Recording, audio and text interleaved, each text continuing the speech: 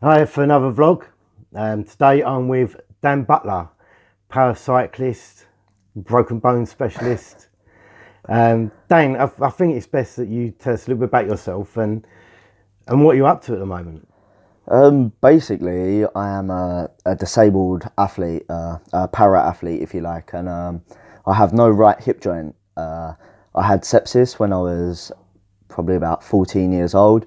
If you don't know much about sepsis, it's like an infection that is deep inside your body, so it's not very easy to notice, and it eats away at bone, cartilage, and it also, once it gets into your bloodstream like it did mine and starts, eating your intestines away and stuff, there's almost 0% of survival. And we're still out here back on the BMX now. And How long did that, did it go on for a long time? I spent 3 years in hospital. So how did it happen?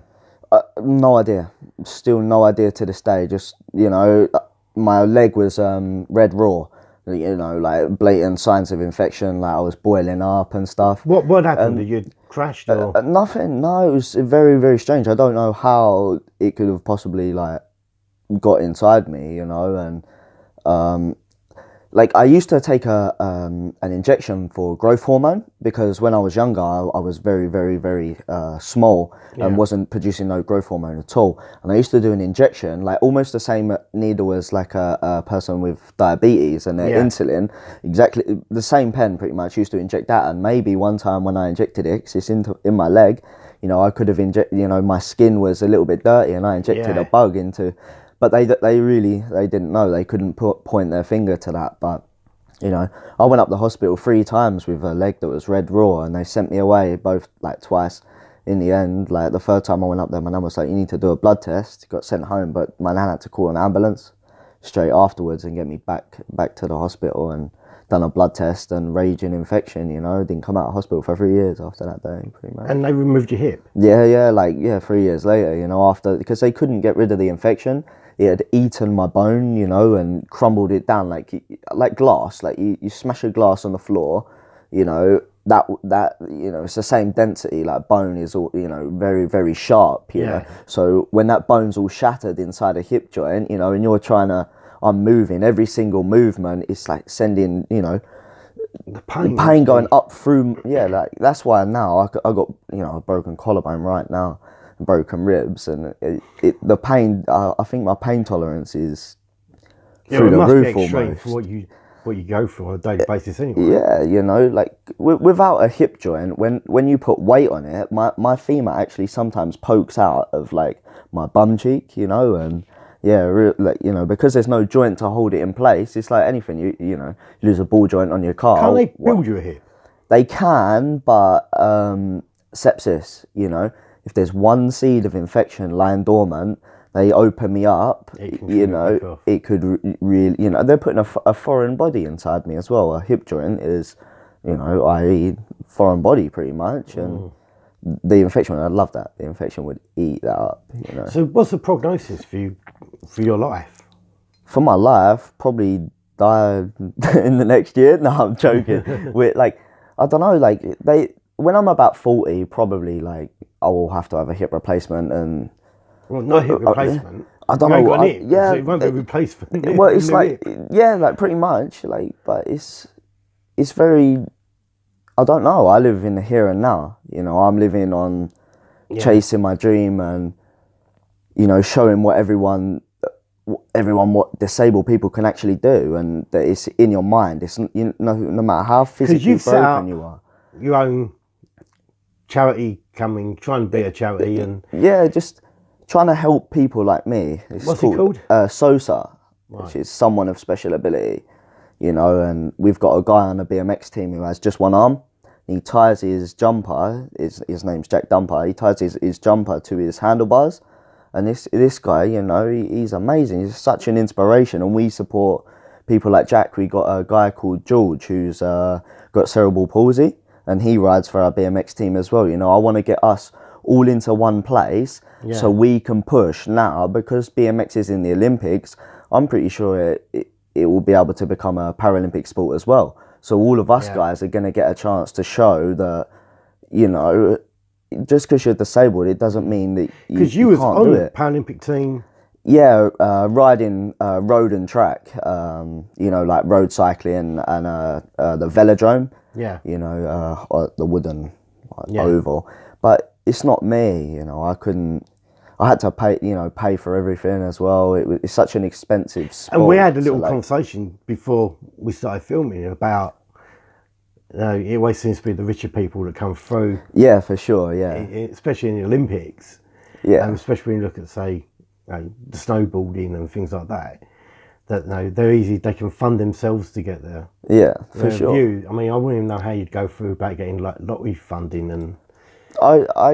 I got a grant from SSE, like the electric company, and Sports Aid, which is great. You know, that helped me a lot, but that paid for a fifth of my bike. And you know, when you haven't got any money anyway, I can't afford the entry fees or the flights to get to these events. I know that I can win them, and I know that I can, you know, achieve my goals very easily.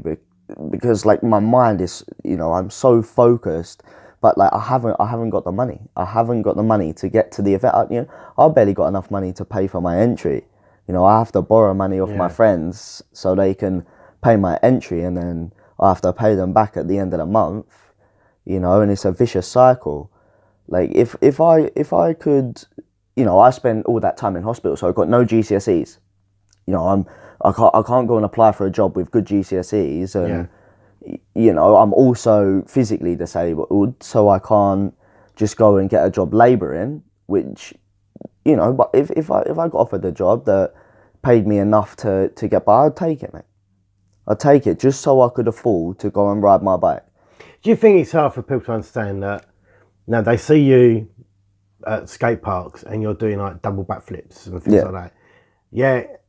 They don't see that you can't take a bag of rubbish down to the bin without falling over. Exactly. I can't even... I make a cup of coffee and half of it's fallen out. I walk from one room to the other, and because I limp and there's like 6 inches, you know, the limp is so drastic that the tea falls out. I fall down the stairs. Like, walking for me is the hardest part of life. And my BMX is the single only thing that, you know, I can... Have you had to adapt your BMX? I used to have one crank that was like this long, 135 mil, I think it was, or 130 mil, and the other was like 165. But you know, I've got stronger now and worked on my legs a lot, and I'm able to ride cranks the same size and not have as much trouble with my leg just flying off and stuff. But it still does fly off like randomly, but it's not as bad anymore. I mean, looking at some stuff you post on Instagram and stuff like that, I mean, some of the things you're doing is just incredible.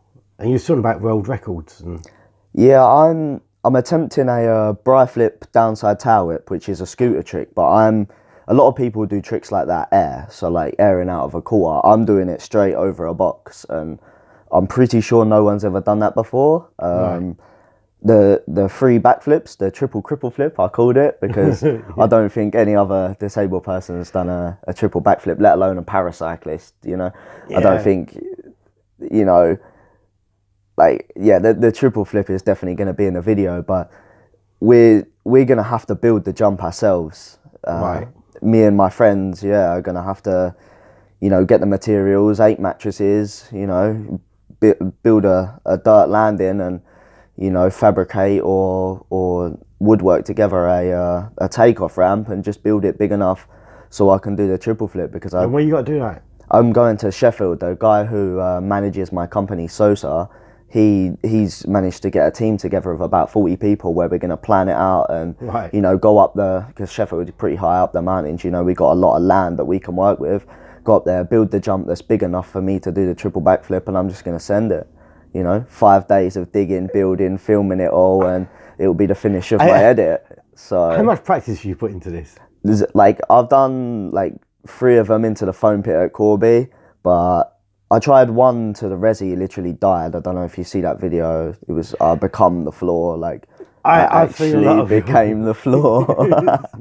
So. And the one you posted the other night going straight into the wall, that was quite a... Yeah, I got a little clip coming out for that as well. I done a bar spin over it in the end. So. Yeah, we carried on afterwards. I mean, I'm explaining to people who don't know Dan. He is a walking disaster. There's one day that you walked into the cafe. Yeah. And Rob was there. And you was like open. Your arm was open. Yeah, I had literally a hole in my arm to the point where you could see the bone. Like it was an actual hole. You could see my elbow. You know, but before I went over to the cafe, as I fell off, I just ripped my shirt off because I'm pretty sure I was doing a show, wasn't I? I was like, there was a few people there, you know, watching and like having a barbecue and that. So I was doing a little show and I slipped out and the show smacked my elbow, bleeding everywhere. I just ripped my shirt in half and tied it around my elbow, didn't I? Carried on riding for like half an hour. And also, I remember that we done a competition down Hardy Park for all the local kids to come down. And on the warm-up... Oh my God, I know where you're going with that. You done a backflip. But it was out of the skate park when it Out was of the like... skate park and straight onto your head. Yeah, I half rotated because there was someone sitting at the bottom. And as I was upside down, I see the geezer and I was like, oh no, if you hesitate halfway round on a backflip, you're not. It's but not you was gonna come concussed round. for the rest of the day. Yeah, yeah. And you was meant to be doing all these shows for the kids. I ended up just commentating. And you weren't with it at all. Not at all. No, I had a bad concussion. I had that fully upside down. Like, I just walked it off. And you was live on Facebook. Yeah, you got it live. Yeah, I was filming live on Facebook at the time. We have to find that video. Yeah. I just couldn't believe it. I didn't think there'd be someone sitting there, you know. I was in the zone, and when you're in the zone, I'm not looking at anything else other than the next trick that I'm doing, you know. I mean, it's awkward to sit and laugh at you inflicting pain on yourself. But I don't know if you can look at, say, that camera and just show me your shoulder. I don't know if you can see that, but yeah, it's like my ribs are broken. It's bruised all the way up here and around here. So at the moment, you're worried that you've punctured your lung. Yeah, well, you can probably hear it on your mic, how like wheezy and, you know, I feel like there's a bit of fluid down, struggling to breathe and stuff at the minute. We were riding He has yesterday. just come from the hospital. Yeah, literally just come from the hospital to sort out my broken collarbone. This collarbone is broken. And, you know, this side is the ribs and that. And when do you plan to ride again? Probably tomorrow, maybe later, it depends.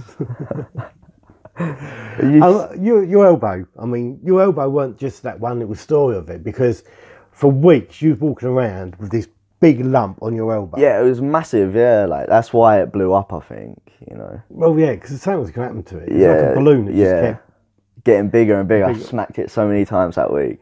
And then, a little while ago, Dan, I've got to ask you this, and if I can find the clip, or if you can send it to me. Yeah. You posted a video of having your chin glued. Super glued up. Yeah, that's what we done with that as well. Me and Gary super glued that up.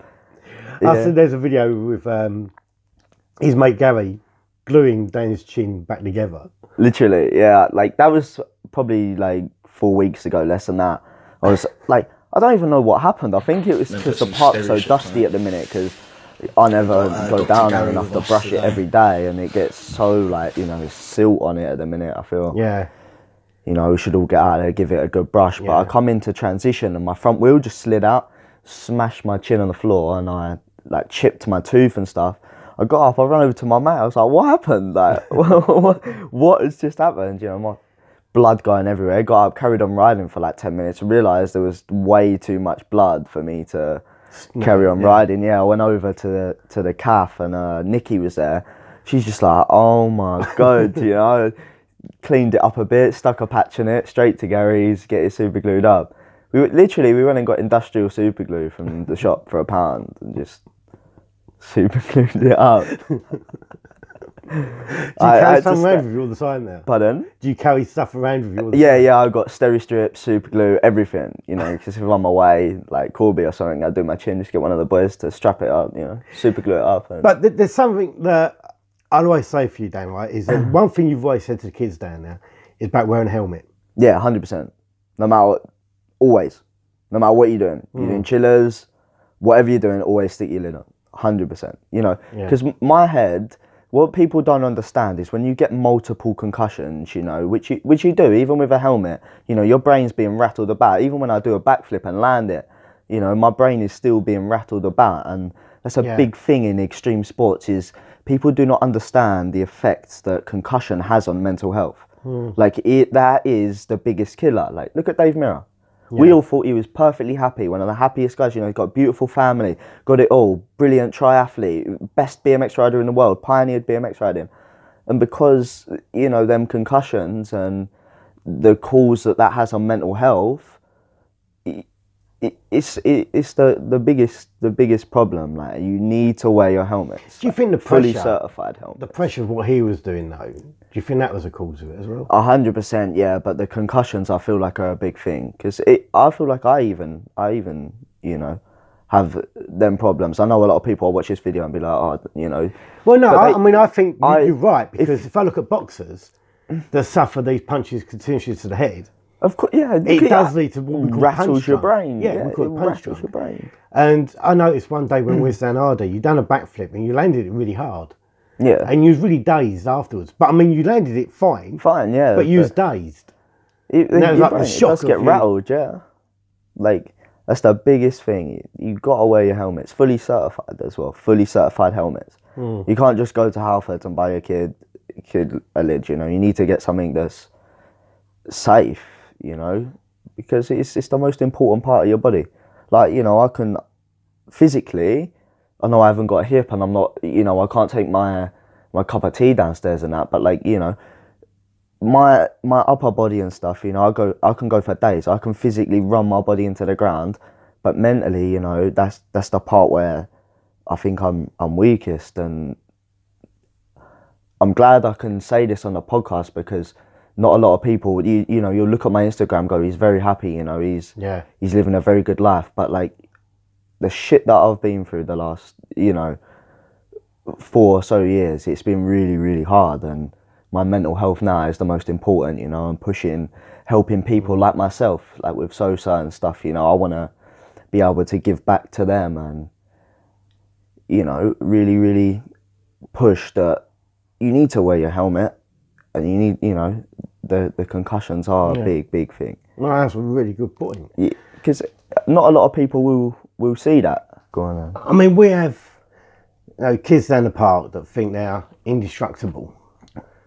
And when we tell them, no, we've got a sign up down there saying, no, helmets must be worn. And they laugh at it and they ignore it. But then they'll be coming over to the cafe with like lumps out their heads or teeth missing. I know Nikki was selling the mouth guards down there. Yeah, that's a big thing as well. I know I don't wear one, but I always wear a full face. Yeah. But they stop the, you know, once your jaw smashes together, that's the worst bit, because that's the bit that can like knock you out or, you know, rattle your brain the most. Yeah. It's the jaw. So would you, for our local kids and anyone who goes to skate parks or scooters or anything like that, recommend a full face mask? Yeah, I would. Yeah, I would. 100%. 100%. Even if you're riding a scooter, everyone's gonna say like, "Oh, it looks silly." But I'd rather look silly, but still have my chin. You know what I mean? Or still have my brain, so I can go out tomorrow and ride. What's the point in hurting yourself and having weeks and weeks out? You know, because if you hit your head, you know, them concussions, they can last for weeks sometimes. Like, I had one for 2 weeks. I've had one for 2 weeks. Obviously worse now, we've seen in the news quite regular. I think there was a girl who had a crash and she hit her head and she died from it. Yeah. And there's other ones that are, you know, permanently brain damage from it. Yeah. And I think people don't take it seriously enough. No. Like, they do. They think they're indestructible, you know. I feel like parents should have that. You know, they should say, you know, you need to wear your helmet. That's where it comes from. You can't blame the kids, can you, or the person not wearing a helmet? No, I mean, I have it even with my daughter, and you know, twice I picked her up from school recently and I forgot a helmet. Yeah. And she loves it that she hasn't got to wear a helmet. But I feel bad and I'm like overprotective when I do. But it was like insisting that she had to wear it. And I had to go into dramatic speech to say why she needs to wear it, and then she wears it. And I just think it's really cool. Other kids pick on kids who've got a helmet on, and I don't understand that. It's we're in a day and age where, if you're living by the book, you're not living properly, you know, that's... Yeah. But... Do you think, I mean, how old are you now? I'm 23, well, 23 at the end of the month, you know, the 29th, so... So what was it like growing up, you know, as a teenager? Did you get straight into bike riding? Did you, you know, you said that you missed school really because of your accident. Yeah, most of it. Like, I've been riding, like, I think I was off my stabilizers at like 2.5 years old. You know, I was born on a bike. You know, my granddad, my granddad, he raced grass track in like the 1960s, you know. All the way through, my uncle was racing motocross and done road racing and stuff. By the time I was born, he was like doing road racing. So I ended up getting into motocross. Like 2.5 years old, I'm riding a Pee Wee 50. You know, like coming on 4 years old maybe. Yeah, like riding a Pee Wee 50. I got photos of me. You know, I can barely walk, but I'm riding about on a Pee Wee 50. You know, and then I think it just went from there. I went traveling with my granddad and that throughout, like, from the age of like 8, you know, all the way through till I was like 12 or something. We were road racing, so I was just traveling about with my uncle and that, you know, rebuilding R6 engines, like at like 10 years old pretty much. You know, I could build a whole engine myself and good to go, you know. Race bike, you know, bore out the cylinders and that, get it all fucking polished up and looking good. But yeah, I think that's where my love for bikes come from. But I was always interested in pedal bikes rather than, you know, I can ride motocross. I'm very like, I think I'm dangerous on a motocross bike because I'm and you're not crazy. No, motocross is a different thing. Like, well, honestly, motocross is a different thing for me. If you wore full leathers on a BMX, mate, perhaps that would stop you from... I don't know. I need a full bodysuit. You need a back support and stuff that you're doing. Yeah. Promise me, when you do your backflip... Yeah, 100%. I got like shoulder protectors and like back protectors and that.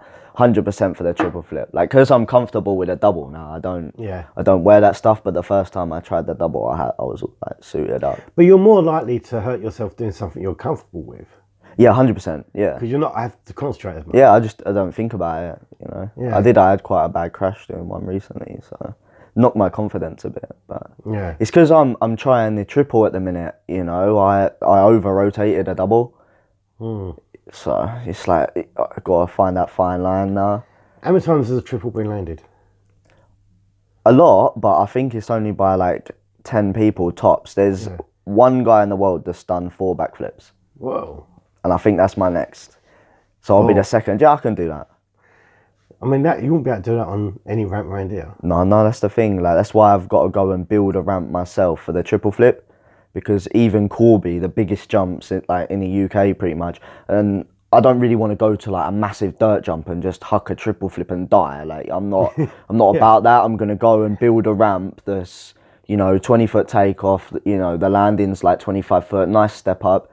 You know, plenty of time to pull it round, and maybe like a mulch landing or something a bit softer than, even if it's grass. I'm not too fussed, but I'd rather not try it to a solid dirt jump. You know. Mulch, I think, is gonna be the way, or get 8 mattresses and dig the mattresses into the landing and buy a sheet of resi, have our own little resi, like our own gigantic ramp. Yeah. I can't. But wouldn't that make you come down from that sort of trajectory? Wouldn't that make you just crash anywhere on landing? It is a possibility, but if I over rotate and land on that, I'm just gonna slide down it. I'm gonna be relatively unscathed, but if I land, I guess it's more impressive if I just go and bang it to the wood, like to the dirt. But you want to die? Like, who else is doing it? I'm the only one doing it. Well, like, there's people like Nitro Circus guys are the only ones doing it on a gigantic ramp, which, no offense, is a resi, and I'm all for that. I am all for staying alive. You know what I mean? And that's what the resi jump does. It allows us to do these next level tricks. The guys who want to just go out there and send like one massive trick. You know, people like myself, whereas, like, you know, the contest riders, they go out there, they're very clean, you know, they ride these contests, but you're not doing crazy stuff. Like, you're very clean. You are, like, there is crazy stuff going on, don't get me wrong, but it's all in a line. They're not doing like double backflip, double tail whips, like Brandon Smear and triple flips and stuff like that. You know, this jump is specifically made for them next level tricks, and I feel that's what I enjoy. Like, I enjoy that aspect of it, so we're gonna have to go and build a gigantic ramp. Was it that you thought, actually, you know what, Was it before your accident? Because before your Yeah, I accident, you was. I was riding. Yeah, I was like 12, 13 of like the beginning of my 14 years. Like, And was you in competition? Was you? no, I wasn't even that good. You know, I wasn't. It wasn't a possibility to. I could do like tail whips and 360s and just some like tuck no-handers and stuff like that. So was it your accident that Yeah, inspired you to do this? yeah, for sure.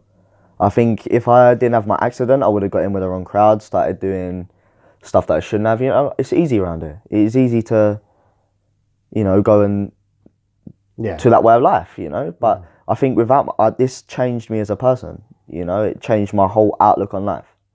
What school did you go to? St Clair's. And junior school? Abbots Hall. Abbots Hall. Yeah. Yeah, I went to Abbots Hall. My kids go there now. It's mad, isn't it? I mean, coming through that, you obviously 3 years in hospital.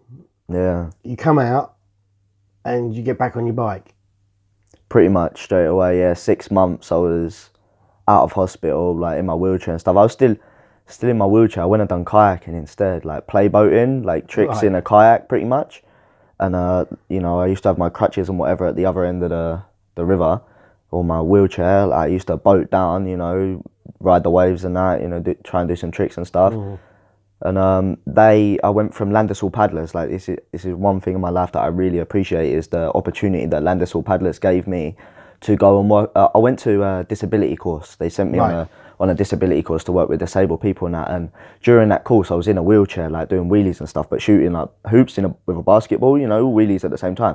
And the lady there, Gemma Cutter, who was working for Disability Sport Wow, said like, "How are you that good in a wheelchair? Like, why like what's going on there?" And she noticed I was limping. I explained my situation and said that I wanted to get back into bikes, because at that point, you know, wasn't a possibility for me. She got me in contact with Neil Smith at the Newport Velodrome, and it just went from there. You know, 6 months later, I was flying, like going on Team GB camps and whatnot. You know, chasing. Do you a wish dream. you could have been at the games? Means it was fun. More fun. I feel like I feel like I could have been there, yeah, but did I want to? Not really. And you've been approached about going trying again, didn't you? Yeah, a couple of times, yeah. You know, like, so where's the next one? The next one's 2020 Tokyo, so that's 2 years. I could easily do that, easily. If you had the funding. If I had the funding, yeah. If I had the funding, if I had a bike there, all the equipment, and, you know, access to training sessions, and my races paid for, yeah, I'll go back. Can't afford it though. Oh, I would still do my BMX. That's the one thing they wanted me to stop. No, not happening. Because I am, like, not trying to sound big-headed or anything, but I feel like I'm very undercredited for what I'm doing. I'm doing triple backflips and I'm a C2 para-cyclist. Anyone who knows anything about paracycling, you know you got classification C1 to C5. C1 being the most severely disabled. I don't like saying that. C5 being, you know, maybe, for example, my friend Matthew Hamilton, one of my best friends, like that guy is a legend. And he's got Erb's palsy, which I don't know the whole ins and outs of it, but I feel he's got like something wrong with the nerves in his arm, so you know he can't use that arm very well. Matt is a C5 paracyclist, so you know I'm a C2 paracyclist. So, and I'm doing triple backflips. You know, I can barely walk, and I'm on the way to an elite level Olympic sport. Yeah. You know, and I mean, I don't know how to put it, you know what I mean? I don't want to sound too big-headed. Right. I'm going to say it for you, right? Before we filmed, and the cameras went on, you said that you believe you are one of the best BMXers in the world. Not one of the best. I am the best paracyclist in the world. Yeah, that's factual information. I am the best paracyclist in the world. No one's got bike control like me. I'll jump on a road bike, I'll win a race as well. That's the difference. They won't jump on a BMX and do what I do, but I'll jump on one of their bikes and I'll win. That's factual information. But the BMX, on the other hand, is very hard for me at the minute, because stringing a line together like them guys do, when you have a leg like mine, you know, if when I do certain tricks, my leg just comes off, you know. And if you dab a foot, that's the end of that. Like, and the amount of training that them guys, you know, they've been riding for 10 years. I've been back on my BMX 4 years tops. 4 years. And when I first got back on that BMX, I still had a crutch. There's a video in 2016 with me, and I've still got a stick to walk with. I mean, you're not coming over sounding bitter. Yeah. But there is a certain resentment coming over in your voice that almost you begrudge not having that opportunity to people to know how good you are. Yeah, the thing is, it's not, I don't want any of this for myself. I just want to push awareness for sepsis and inspire people. I want to inspire the world and show anyone who doesn't believe in themselves that no matter what you want to do in life, you can do it.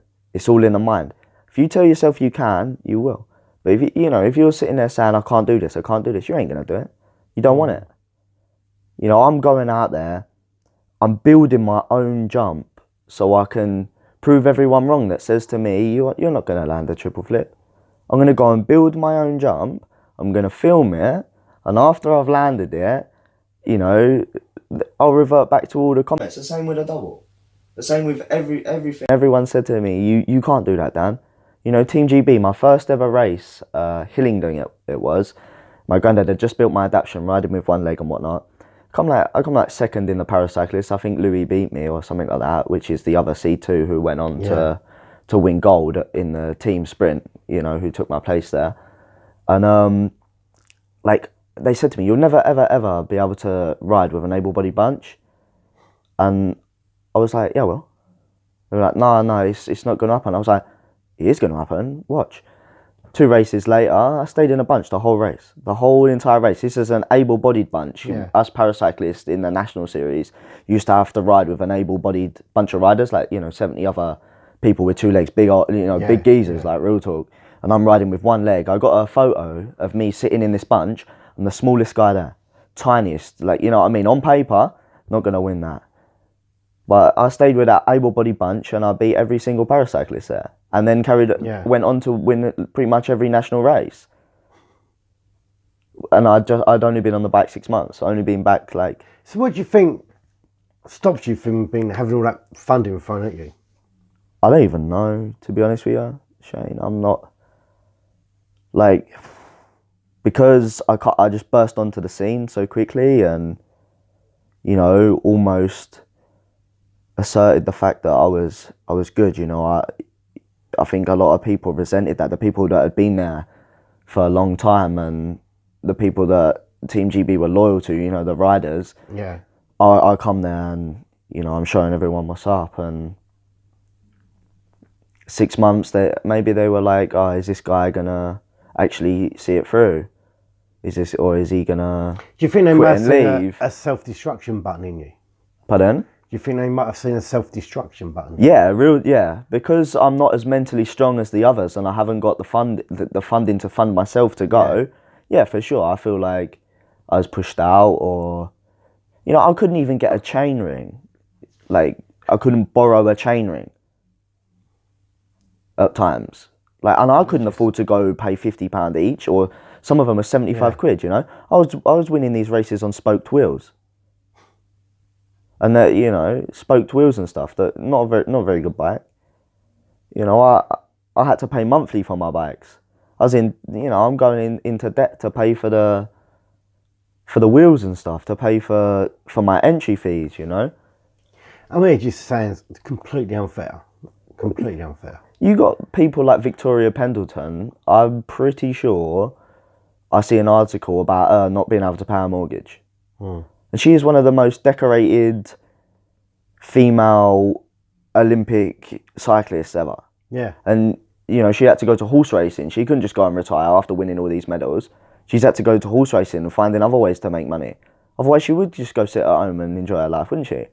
Why would you go out of your way to learn to ride a horse? And, you know, I don't know how true it is, but to me, it's I think unless you're sort of like Usain Bolt, there's very few athletes that have gone on to form a career afterwards. Yes. I mean, I'm thinking about that Sally Gunnell. She turns up now and again on telly, but it's not going to pay her wages. No, of course it's not. Like, life, is it?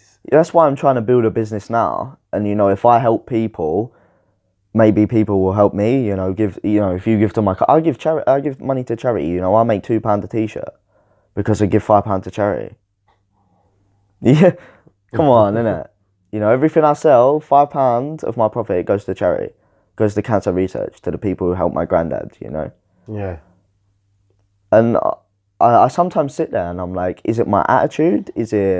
What is it? What is holding me back? But I'm like, I do all these good things for people, and Mate, it's mad, isn't it? No, I see where you're coming from, and sometimes I think in life, if you're nice, you don't get nothing from it. Yeah, because like, if you're a bit of a, then I think sometimes you do well. If you're not the nicest person, you got to be that type of person, innit? You got to tread people down. I don't like doing that though. I like everyone to be on the same level as me. I don't like looking down on people. I want everyone to be the same. We're all human. Like, come on, we're all human. We got people out here nowadays killing each other for nothing. With knives and whatnot. Come on, use your fist, boys. I know it's not the right way, but people are losing their lives because just to look the biggest. That's what it is. What sort of message do you think that if you could go out and talk to these people that are carrying all the knives, and to be honest, Dan, you do know them. I do, yeah, 100%, yeah. Of course I do. And do they listen to you at all, or they're too far into it now? I feel like some of them listen. Some of them listen, and I do have a good impact on them. And I try to, I keep my distance. I try to guide them in the right way, because I've known them for years. I know their brothers, I know their mums. I know them all. I don't judge them for what they do. They're out here, but not the knives and that. They rob old ladies and stuff, and it's stuff like that is not respectful. You can't be doing that. That is not how it goes. Like, we used to go out and play curbsy. Like, come on. Why does this need to? If you work, the thing is, what they don't understand is if they all work together as a community instead of fighting each other, they can be strong. Oh yeah. You get what I mean? They can, they won't need. You don't need all the knives. You don't need to fight each other. Work together, and you can unite and become one of the best places. But it's because there's people dying on a daily basis now. When I was growing up, and first of all, is get all the kids signed a petition to get a skate park up at where Morrison's car park is, and then it was we wanted a BMX track. And everyone signed up to support the BMX track, and that was done by the kids. Yeah. Very much the kids were inspirational in the Hardy Park one. When Rob went round and organised these meetings to have all the kids there and got their ideas of what they wanted, and they'd done a bike ride to Southend for it. I think that's because kids got together. Yeah, for sure. The Hardy wouldn't be there otherwise. No, but also, don't you think that kids getting together can actually, as you say, can change this area completely? 100%, yeah. Like, I got chased the other day by two guys on a moped, and they had a machete this long. If they take my bike, because that's what they wanted my bike, If I was an ex-Paralympic, this was in Southend, like where I live. I was riding home from the train station like 1 a.m. And how comes you now live in Southend? I had to get away from Wales. It was too remote for me. Now I can go out my house, I can jump on a train. I've got 20 skate parks within like 10 stops. You moved from Stanford. Yeah. After my accident, because my nan and granddad retired, I went to Wales. In the middle of nowhere, get myself back together. Work on me and, getting better basically. And out of that wheelchair, because everyone around here knew me as, Dan Butler, I ride my BMX, I was pretty good. And then I'm a veg. So that's how it was. I was like very, very, very ill. And the only people that really know about it, there's a select few, my brother, I had to watch it. My brother knows more than anyone what I went through. And watch, at the point when sepsis was eating my intestines anyone who knows anything about sepsis and when it gets into your intestines, it's like, it's game over. Like, it is actual game over. I am blessed to be disabled. I am blessed to be this way, because it taught me a lot about life that I needed to know early on to be able to, you know, really change my life around and do something good rather than going and doing, you know, what we were just talking about, like real talk. Because I feel like if this didn't happen to me and it didn't open my eyes, I probably would have easily got involved in it, you know, especially coming from where I came from, you know, Broad Hope, you know, the estate and like everything that went on. My childhood wasn't exactly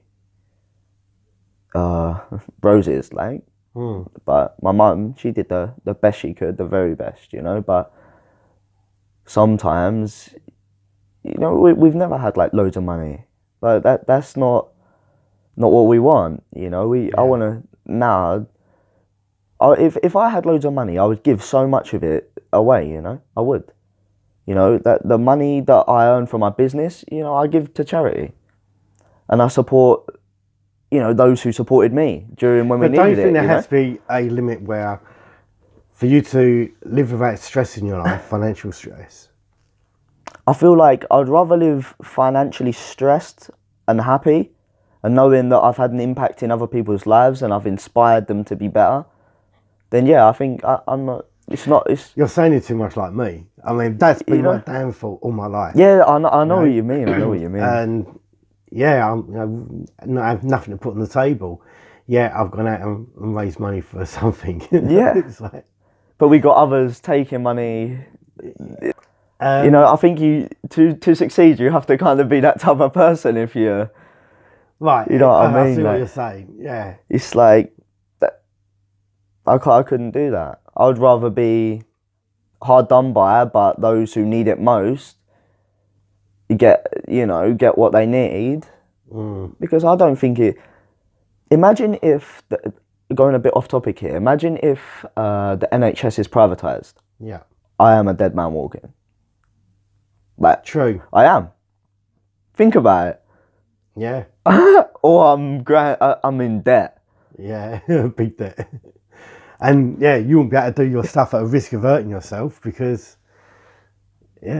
another broken shoulder or something like that. Do you know what I mean? Like, a broken shoulder cost me a couple of grand. Like, maybe that's the way to do it. Just keep yourself looking after yourself a bit. It's mad to think about. Mainly from the NHS services. I've been up there 5 times in a week.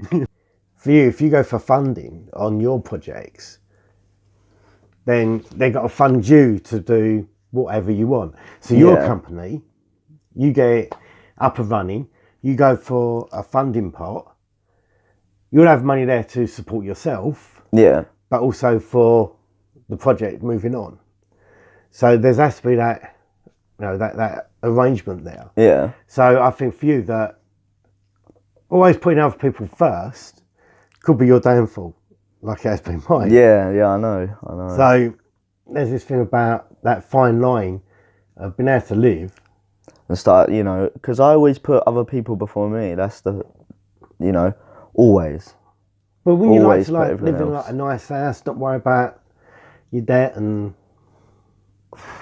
As long as I'm doing what I love, my bike, riding my bike and that. Yeah. I'm happy. But happiness at the moment for me. That's because you're living in the moment. Yeah. You're not thinking about what you're going to be like in... I was, but recently, I've gone through some stuff that's like really affected me mentally, like, and I have changed the last couple of months, You think you've gone back again? Yeah, no. You're having your midlife crisis early. Yeah, I guess so, yeah. I've got to live in a moment, because I know that in a minute, click of a fingers, your life can be taken away from you. And look, I know that firsthand. I spent all that time in hospital, very, very ill. Like, knowing that at any point I could die, because that's how serious sepsis is. Yeah. And now I'm going to live it. I'm going to chase my dream and send it no matter what. Like, if I say I'm going to do something, I'm going to do it. Like, I'm going to go out there and do it. Because you don't live forever. You don't. No. and I'm gonna put some clips into this video of Dan, and he says about not living forever, but literally every night you post a video where I think, oh my God, he's gonna kill himself. And then there's one where you was jumping over a gap. I think you was at the skate park. No, indoors. Yeah, recently. Yeah. And you just went down the middle of the gap, and the hit on the floor, and then and the video cut out, and I'm thinking, is he alive?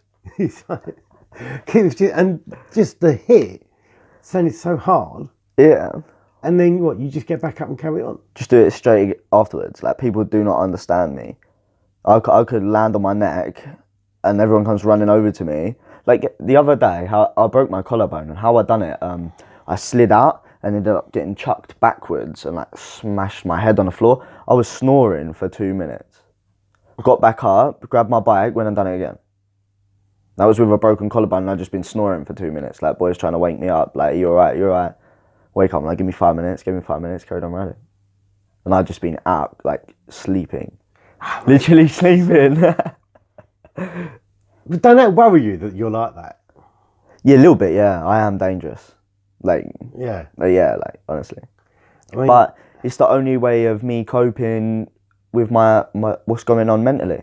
Like, that's one thing that people will never see from me, because I never talk about it. Only recently have I started talking about it, because, you know, I've gone through something the last couple of months that's really opened my eyes on how I need to start putting myself first and, you know, not letting people walk all over me, because that's what was happening. It was one of the hardest decisions of my life, you know, but I made that decision, and I feel like now I can start pushing, you know, focusing on myself and just really chasing that dream on a BMX. One of the things for you, when I teach like confidence and anger management, I say like, you got the inner circle. So imagine it's sort of like a dartboard, and you're the bullseye. Everyone who's the closest to your bullseye have more opportunity to hurt you. Yeah. So the closer you get to somebody, you believe their criticism, and also that if they hurt you, it really hurts. Whereas somebody you've got on the outside ring, if they criticise you, you're just like, yeah, it doesn't really matter. Yeah. But when you've let them into that circle, it really hurts. Yeah, it's like, I didn't even see it. That's the thing. My I didn't talk to my brother for a long time. I didn't talk to my mum and stuff. But so about Mitch. You know, does he look up to you? Like, Mitch, we never really had a relationship as kids, like me and Mitch, because we are very different people. But the last few years we really built a relationship. I love my brother to bits. Like, he's really held me together, and if I need anything, I'll ring him up. Literally and he's there. Yeah, literally. The guy has literally held me together. Like, some of the stuff that guy's witnessed, like, he's the only person that can really tell you how truly mental I am. Like, there's stuff that can't be repeated. That, you know, and we drove around Europe, 18,000 miles in 2 months. We drove all around Europe, just sleeping in the back of the car, riding bikes and scooters. We didn't even post none of it, didn't film it, just rode. Sit, my phone's dead most of the time, you know. We turn our phone on, someone rings us, oh, where are you? I'm in Scotland, just about to get a boat over to Europe. Like, I was like, what? You know, 18,000 miles I've done on that Audi in 2 months, didn't even change the oil. That thing was amazing. Really good car. Oh, that is crazy. Yeah, spur of the moment, I go out there and do it. But you built up a really good relationship with him there. Yeah, we are really close now. Yeah, it gets like, anyone who knows me knows that 2 hours deep into being with me, you're going to start being like, oh, you know, shut up. But if you can deal with me, and you know my heart's in the right place, you know, and I haven't even got my best interest at heart, you know, it's your best interest. That's the thing, you know. I'm a very passionate person, you know. I'm passionate about what I'm doing, and very determined and motivated. Like, I don't like being around people that are not motivated to, if I stand up and let's go, let's do this. If that's not what you want to do, no, we can't.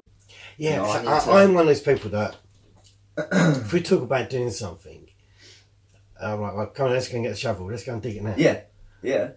I hate this, I hate all the planning, I get very frustrated. Yeah, I'm very impatient. That's one of my problems. You know. And I think that's why sort of me and would work well at Hardy Park. He knew when to hold me back and when to let me go on. Yeah. Because he was always good at the finer detail planning stuff. Yeah. Well, I was like, come on in, let's go and dig it. Let's go. Oh, Bob, I've got a building, but it's got to be in 2 weeks. I'm like that. And I was like, playing that patience. Yeah, like, I know what you mean. That's the thing, Corey, who manages SOSA for me, you know. Yeah. That's the kind of relationship we have, you know. All I am good at is riding a bike and promoting and, you know, doing that side of things, getting people to go over to the company and, you know, buy it or support us or, you know, just have a look or whatever and whatnot. That's the bit that I'm good at. But the bit I'm not good at is getting these radio interviews, getting these opportunities to put my face out there. Do you know, I'm not even a fan of doing it. You know, I'm that conscious about myself, you know, because if I sit there on radio saying like all this stuff, people that look at it like hating, you know, oh, that guy's milking it, or you can't not have a hip, you know, it's impossible. Yeah, it's impossible. I'm the only guy doing it. I've made it possible. That's the thing. I've made it possible. That's scary as well, though, I think. Yeah, it is well, put it this way, the thing that is the scariest and the thing that can really, really do me over the worst is, say I slip a pedal, and my bad leg smashes onto the floor, you know, I jar it, and my femur pokes out, comes through the skin out of my bum cheek. Or it goes that way and nips my femoral artery and I die in 2 minutes. Nothing you can do, can't even get an ambulance there quick enough. There's only a select few people I would trust to be able to keep me alive, and you know they would rip their shirt off and tie it around my leg or something. But there's other people that I ride with that I know I'm certainly dead if I am. Wow.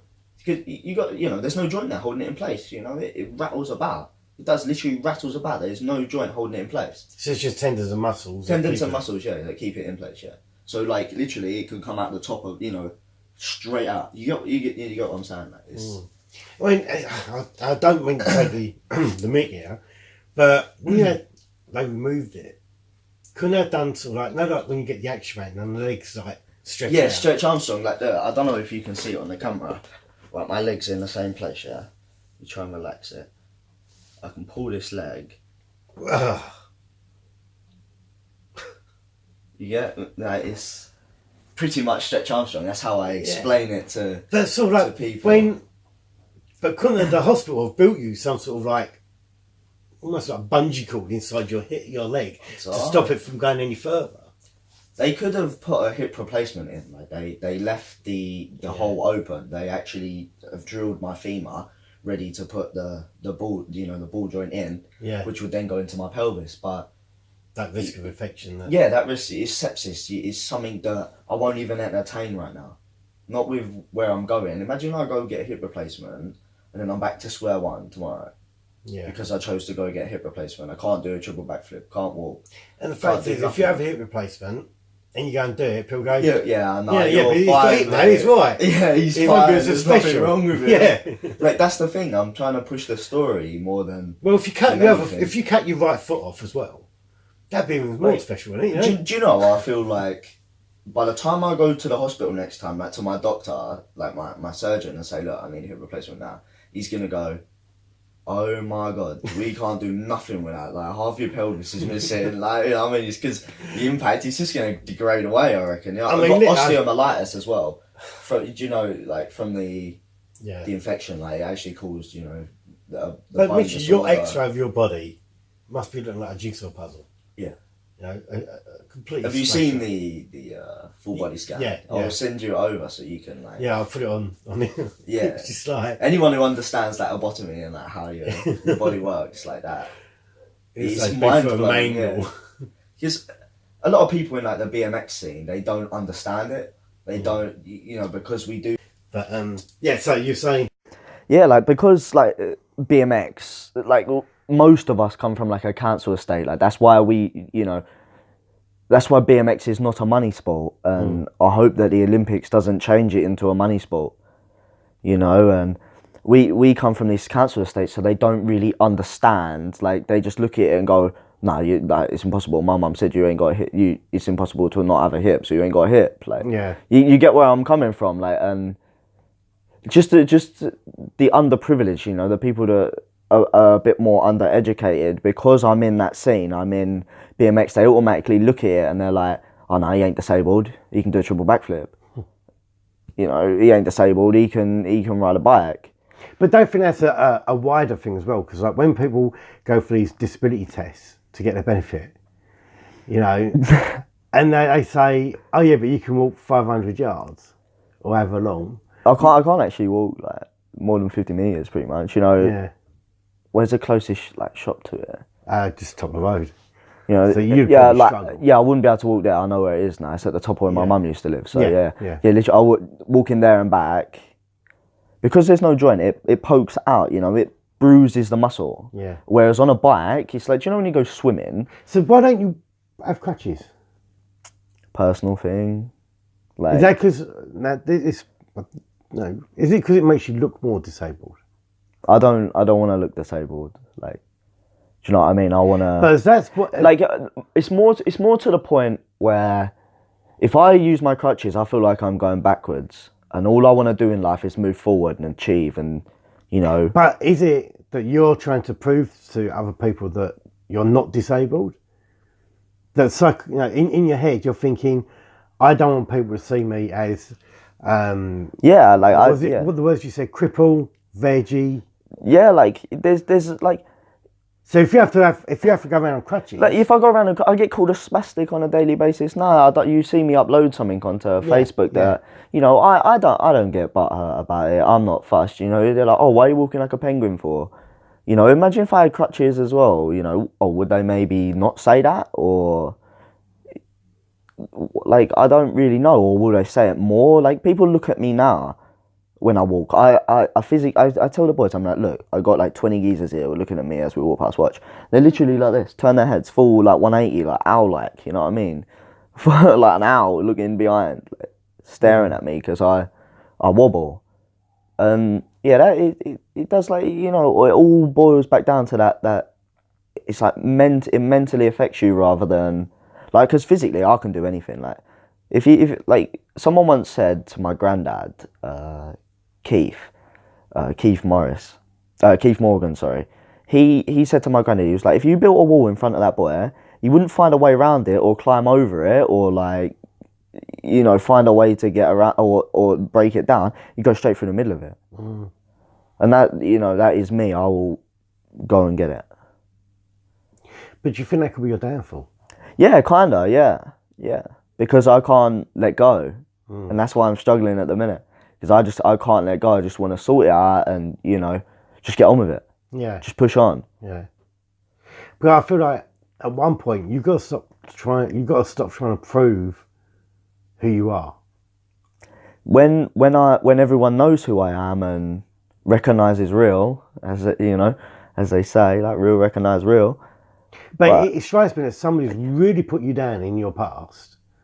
Yeah, really like, belittled you. Yeah. A lot of people have. No one's. They still don't. People still don't believe in me now. They still don't think that if I have to, I am going to go and win the Olympics on my BMX. If I have to, if that's what it takes, I'll do it, and I won't stop until I'm in a box.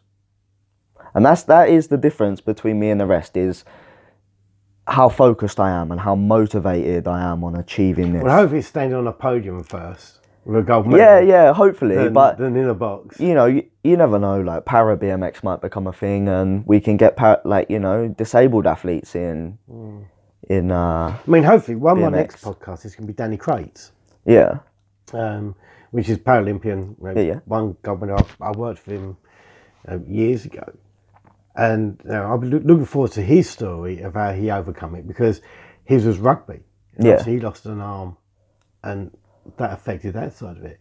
And I wonder if he will say the same thing about proving. He wants to prove other people that he can do it, as well as proving to himself. For you, was it proving to yourself that you can do this, or is it more important that you prove to other people? I think for you, my opinion, is proving to other people.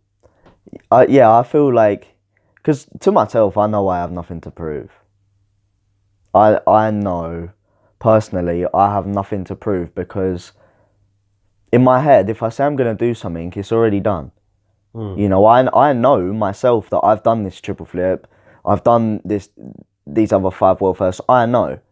Like, I don't care what anyone else says or what they want to believe, but when the video comes out, I'm just going to be sitting there laughing, you know? Yeah. But I can't release this footage, I can't put this stuff up on Instagram, you know, because it's a game changer. Yeah. You know, I am a para-cyclist, like, not a normal cyclist, you know, not an able-bodied cyclist. I have a whole leg that doesn't work. Like, look, I'll show you something right now, yeah?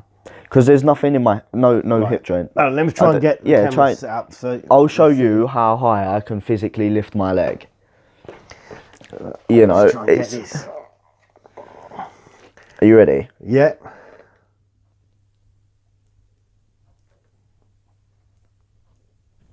It's, you know, I can't go any higher than that.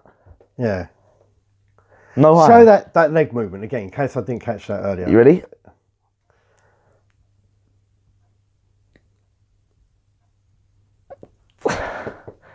You can see it shaking because it hurts so much in leg. And that's purely by your tendons. That's my muscle and everything pulling that up. Yeah, like that's how I have to lift it.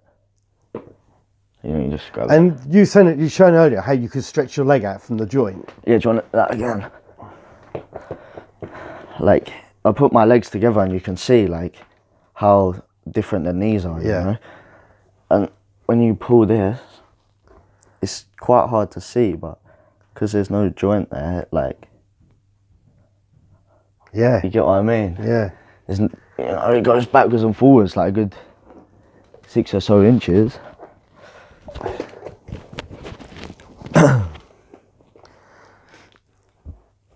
But yeah, like, it's stuff like that. I can't even lift my own leg with, you know. I mean, do you have, like, when you wake up in the morning, do you get much pain in it? Yeah, every day, like, it's painful, but my pain tolerance now is like absolutely ridiculous, you know. It's yeah, so do you get any pain in your leg when you wake up in the morning? yeah, like, because it's obviously an arthritis as well, you know, cold weather as well is a big thing, like, you know, septic arthritis, sepsis, like, all the same thing. But yeah, like, I get so much pain, but I feel like my pain tolerance now is ridiculous, you know. I can't, that's why I'm walking around with broken ribs and a broken collarbone, you know, because every day I'm in pain.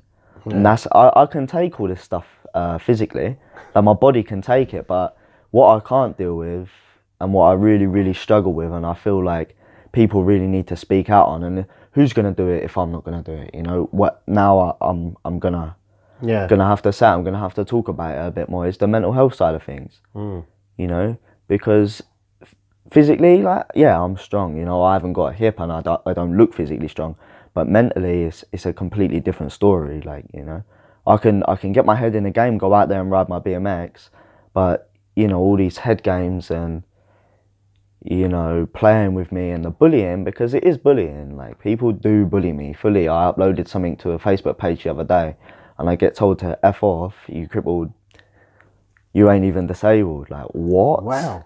What? Like, you can't do that. Like, you can't. You know, I just laugh it off. I do. I genuinely just laugh it off. Like, but yeah, it's not fair, is it? Like, just because I'm doing tricks and that and actually trying to achieve and still chasing my dream despite being physically disabled, you know, they look at it like, oh, you ain't a cripple. You're better than me. I guess it's just saltiness, jealous. I really don't know, like, what it is, but it's mad, isn't it? That's shocking that they don't class you as disabled just because you're good at something. That's like saying that everyone in the Paralympics are not disabled because they can still do something. Yeah, I barely get my disability living allowance benefit. You know, if I could go out and get a job, if I could go and apply for a job with all my GCSEs, or my physical labour job or something, you know what I mean, with my no hip, as if I'm going to be any use on a work site, you know what I mean? Yeah, I can ride let me take my bike, yeah, crack on, mate, I'll be sick, like, you know, because I'm a hard worker. If I've got to do something, I'm a hard worker, you know. I'd be a great member of a team. Like, every job I apply for, nothing ever comes back, you know, and it's so hard for me to choose the right job. So if you had to educate yourself then, like in English? Yeah, everything that I know, every single word, my vocabulary, you know, all of my knowledge, my geography, I taught it all myself. YouTube, mate. Like, honestly, my granddad and YouTube.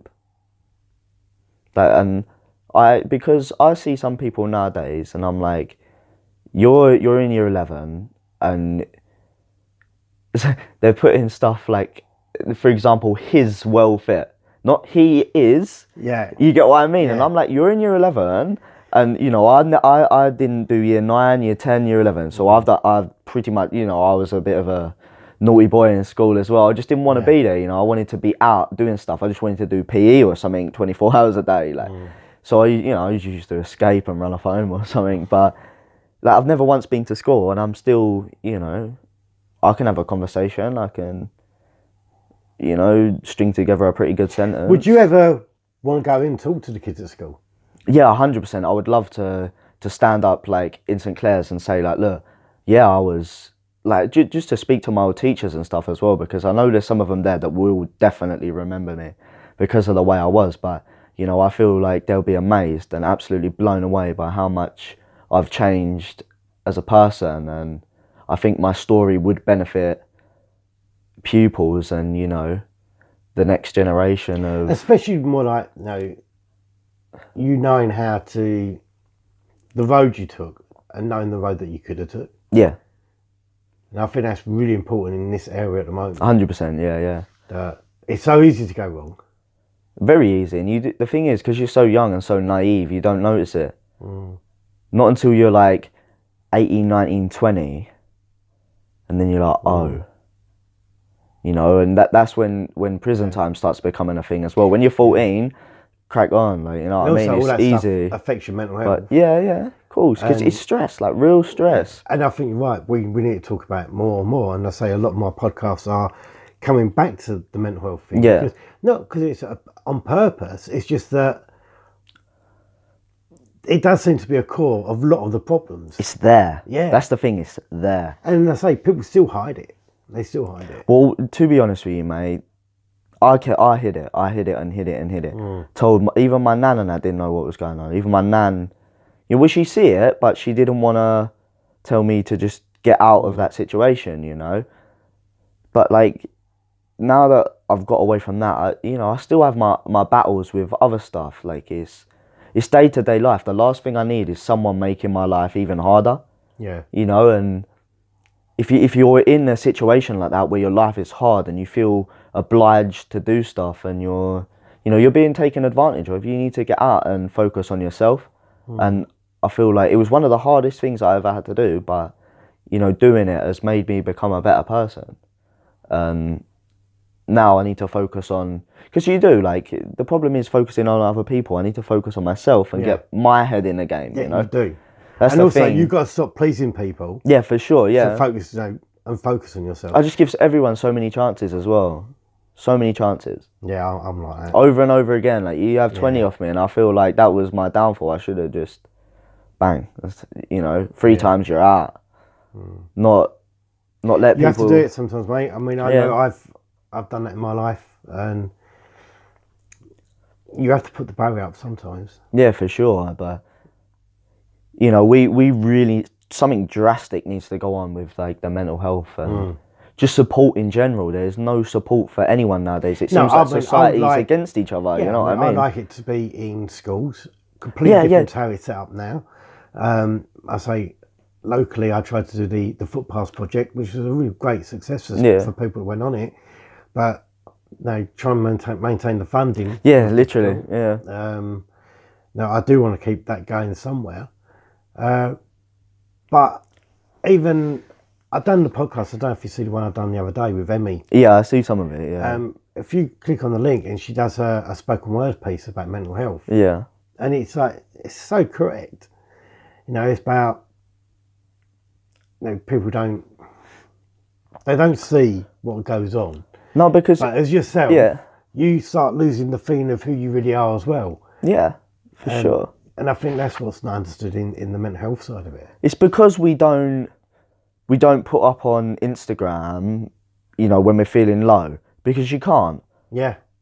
Like, And I'm not the sort of person. I'm a very, very motivated person. I do not want to put up on Instagram, I'm feeling depressed today, you know what I mean? Like, someone help me. I don't even call my bestest friends when I'm at the point, like, because I've been really, really bad. Like, Yeah. these last 2 months, I've been really bad. I'm not going to go into full details, No, but like... I think you're right as well. I think you struck a thing there. So, Alfie Days and Marcus Butler just done a YouTube video about relationships in the public eye. And everyone says to them, oh, but your relationships are perfect. And the answer is, because we don't post when we're having arguments. I didn't post nothing. I'm not that type of person. I don't... Because you don't want the world to know, oh, yeah, if I put, oh, me and Sam had a big argument tonight and it's because we've got no money and we can't buy room rolls. You know, oh, she wants to go out and I don't want to. You don't post that on there. You post the good things. For sure, yeah. And so like when you're down in New Zealand the other week or the other month, you didn't want to be... No, I told her a complete lie. And then I got, a complete lie. Because I don't want to hurt people, you know. I don't want to be that person. You know, but like I got pushed to that point.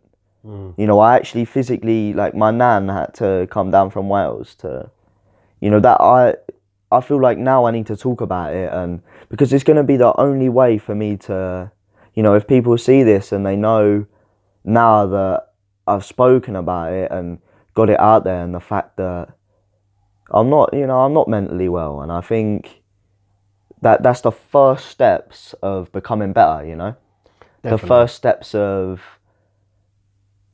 you know, being happy.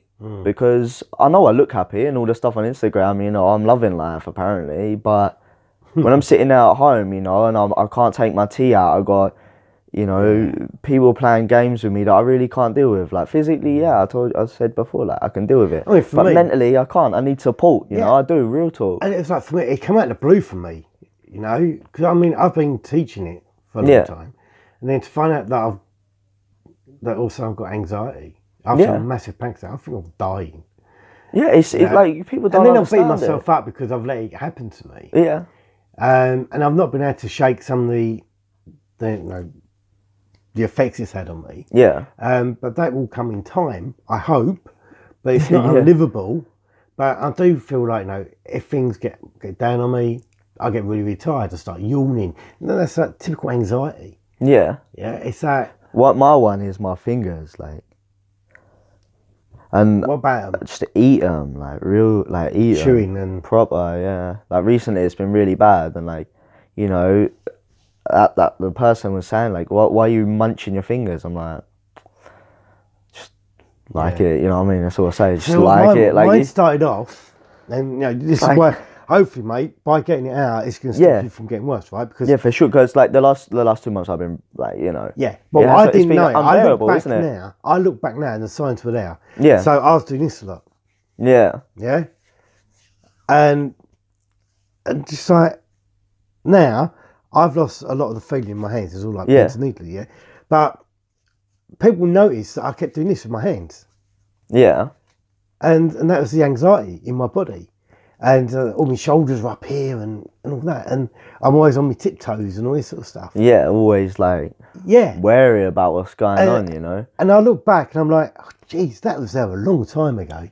Yeah. And I've missed it. I didn't see it happening. For you, you know, you've had it a few months. Can you see that you might have had it a longer time than that? I'm diagnosed bipolar, autistic spectrum, ODD, ADD, ADHD. Like there's a lot going on that people don't really, you know, they see the side of me in my bike and that, but they don't see the side of me where, you know, I'm on the autistic spectrum, you know, it's bipolar. But is that partly your fault because of what you've put out there publicly? You don't really put stuff out about you walking down the road, walking towards the camera. Yeah, like, I know, so they don't know that you walk like that. Yeah, you've hid it. I've hit it very well, yeah. I don't like to look like this weak type of person. But why does that show weakness? I don't know, it shouldn't. But it's society, isn't it? It's society. Or is that your mind that thinks it shows weakness? I don't know, I don't know. I just don't feel like... I feel like if you try and call someone up, say like, oh, look, I'm really struggling today, like, can you talk to me? Yeah, like, what's up? And then you explain your problems to someone else and they're just like... They don't want to have to listen to that. You know, sometimes I've got a couple of people that I can ring up and do that, but they don't, you know, people don't actually want to listen to it. They don't want to know. They've got their own problems going on. Yeah. You get where I'm coming from. It's no offense to the people that are there and are actually trying to help, but a lot of people do not want to hear it because they've got their own shit. Yeah. You know, they got Me and their Emmy, own we stuff spoke going about on. this. So Emmy said the same thing, and you know, going back over what was said in the old podcast is that when people go, "How are you?" they don't mean it. They don't want to know how you are. Exactly, yeah. You know, it's like just a courtesy thing. If you actually stop and went, well, actually, you know what, I've been really down, they will think, oh my God, I'm not going to ask him that again. Yeah, like, for God's sake, you know. But every now and again, we should ask people, no, mate, how are you? Yeah, how are you doing? Like, I know really, that isn't I it? have Like, you have people- to say, like, really, you know, how actually are you? I have people that I will ask that to regularly because I know that they've struggled somewhere along the way and they've hit it. And luckily enough, I do have my clients that will contact me once we're finished. And if they need a little chat, I'm more than happy to talk to them because it's important that you continue that support. Yeah. Because sometimes people just need that offload. That's all it is, because with bipolar, the thing that with us is you put it to the back of your mind, but you think about it. I am constantly thinking about it, you know, and all I want is I can't leave something on bad terms, you know. I can't go to sleep at night knowing something is bad. Yeah. Do you know what I mean? Like, or knowing that tomorrow I'm going to wake up and the problem's still going to be there. It hasn't been sorted. It hasn't been put to bed, you know, and just, you know, left in a good way. That, because that's the type of person I am. I want to, you know, just not even fix it, like, because that's not, it's never been a possibility, you know. I wouldn't have, you know, got out of that situation if that's what I wanted. All I want is just to, you know, to leave stuff on a good level, like on, you know, without, because I if I'm thinking about something, it'll be there for weeks, you know, thinking about it, and that's when you get to the point 2 weeks down the line that you're like, and you go, and you really go, and people don't understand. Like, you poke, and then like me, I go like very not. It's not good. Like it's the imploder exploding. Yeah, it is like more of an implode. You know, I just explode from the inside out. Like, I mean, you know what's happening is that you are like, so obviously I teach anger management. Yeah. And what happens for you, all the things that are bugging you, they fill up inside. Yeah. And because you're not dealing with them and getting rid of them, they all start building up this pressure. So it's like a bottle of Coke. I know, yeah. And it gradually gets shaken. So the energy's all held within your body. Yeah. And then someone will tip that final straw, and it's like bang. Whoa. Yeah. And they all, you know, that person. Everything. But then you'll destroy everything around you as well. Yeah, for sure. That's what it got to. Like, you know, 4 years of the same shit being put down. You know, constantly being put last. So, you know, in the end, I got to the point where boom. You know, it was like, you're having what you give. You know, you're getting as good as you give, and that was the worst thing I could have done. But, you know, you live and learn. Like, and I feel at the same time, I'm taking it as a positive. That's what I was about to say. At the same time, because I'm learning. It's helped you. Yeah, it has. But look at me now. Ever since this happened, you know, I'm doing triple backflips. I am now. I'm on more of a roll than I ever have been. Nothing's holding me back. I can talk to who I want. I can take what opportunities I want now. But you know, weird, and because go to the top. I don't know if it's a side effect of it or not. Because once I found out I did have anxiety, I was like, right, I'm going to get on the plane for the first time. Right, I'm going to drive around the country. Yeah. You know, I was taking more risks than I ever. I mean, I would never dream of going on a plane. Never. I feel like taking risks and, you know, boosting that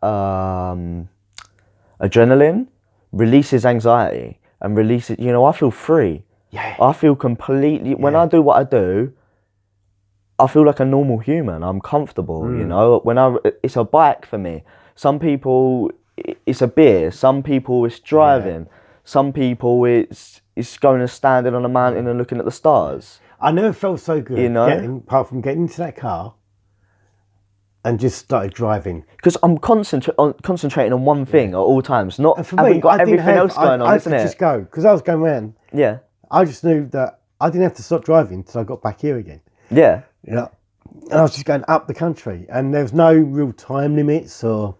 And the thing is, you're focused, aren't you? You're focused what got on me, something. I felt really, really down, because the first day I only got to Mersey Island. And I'd done like 200 miles.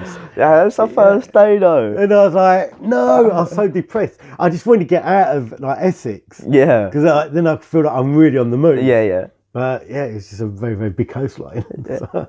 We are. Dan, it's been really interesting talking to you, mate. And I wish you all the best with all your projects and your company. I want you to send over all the links that I can put into the bottom. Yeah, I'll get you over some videos and that. And hit subscribe on mine. And you've got a YouTube channel? No, I haven't at the minute. I don't, my Instagram is disabled_Dan though. So yeah, and you've got to go and have a look at it, because like it's just car crash TV. It's good, isn't it? It's good. You are amazing, mate. And I do wish you all the best. And you just keep chasing this dream, you know, and try and support people along the way. Definitely, mate. That's our main aim. Thank you very much.